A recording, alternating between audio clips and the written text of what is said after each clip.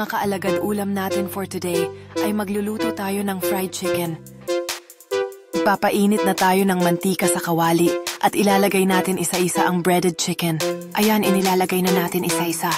Habang nagiinit ang mantika, maririnig mo ang malakas na pagsipol ng mantika at amoy ng lutong manok. Maghintay lang tayo ng ilang minuto at hayaan natin maluto at magkulay golden brown ang manok. Habang hinihintay natin ang manok, maghanda tayo ng masarap na mga side dish. Ayan, luto na ang fried chicken na hango na natin lahat mula sa mainit na kawali. Hayan, prepare na ang pagkain. Handa na kumain ang mga alagad.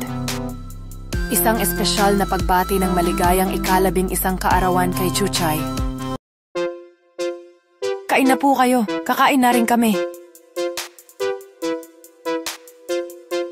Nabusog ba ang lahat? Kita-kits sa susunod na video. Paalam!